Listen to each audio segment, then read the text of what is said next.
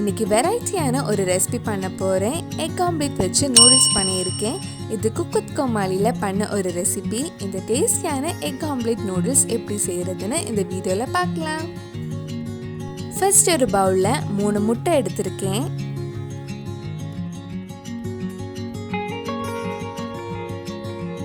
இதில் தேவையான அளவு உப்பை, 1/2 டீஸ்பூன் நல்ல மிளகு பொடி, 1/4 டீஸ்பூன் மிளகாய் பொடி ஆட் பண்ணியிருக்கேன். இதெல்லாம் சேர்த்து நல்லா பீட் பண்ணலாம். நல்லா பீட் பண்ணதுக்கு அப்புறம் இன்னும் கொஞ்சம் குவாண்டிட்டி கிடைக்கிறதுக்கு இதில் 1/4 கப் பால் ஆட் பண்ணி மிக்ஸ் பண்ணுறேன்.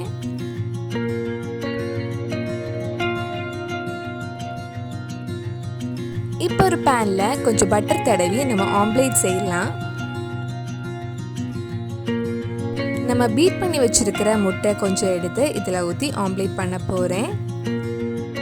ஒரு சைடு வெந்ததும் மெதுவாக திருப்பி போட்டு இன்னொரு சைடும் வேக வைக்கலாம்.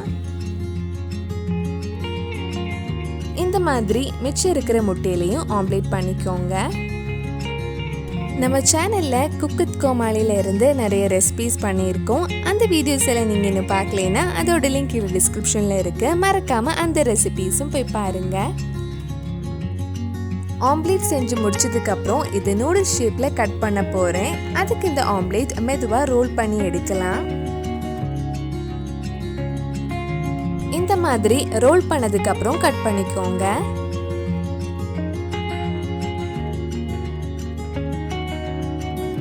முட்டை அழகாக நூடுல்ஸ் ஷேப்பில் வந்திருக்கு. இதே மாதிரி மிச்சம் இருக்கிற ஆம்லேட்டையும் கட் பண்ணி எடுக்கலாம்.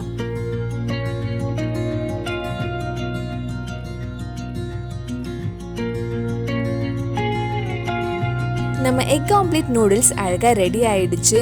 அடுத்தது நம்ம இது சாஸில் மிக்ஸ் பண்ணி எடுக்கலாம்.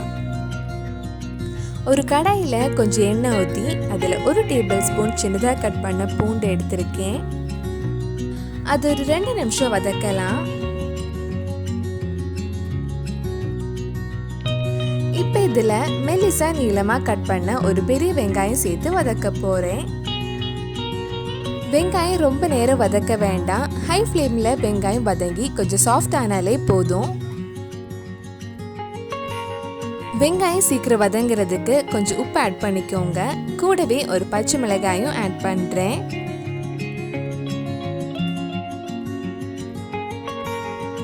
வெங்காயம் வதங்கி கொஞ்சம் சாஃப்ட் ஆனதும் இதில் நீளமாக கட் பண்ண பாதி கேப்சிகம் ஆட் பண்ணுறேன். கேப்சிகமும் ரொம்ப நேரம் வதக்க வேண்டாம். ஹை ஃப்ளேமில் ஒரு 3 நிமிஷம் வதக்கினா போதும். கேப்சிகம் வதங்கினதும் நல்ல சைனீஸ் ஸ்மெல் அண்ட் ஃப்ளேவருக்காக கொஞ்சம் ஸ்ப்ரிங் ஆனியனும் செலரியும் ஆட் பண்ணியிருக்கேன்.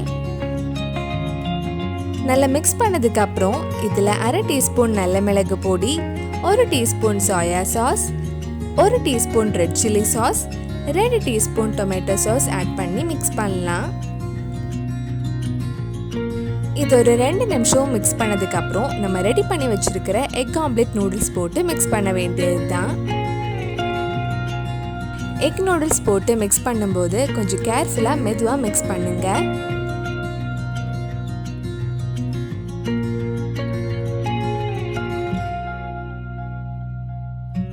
டேஸ்டியான எக் ஆம்லேட் நூடுல்ஸ் ரெடி ஆயிடுச்சு. குட்டி பசங்க எல்லாம் ரொம்ப விரும்பி சாப்பிடுவாங்க.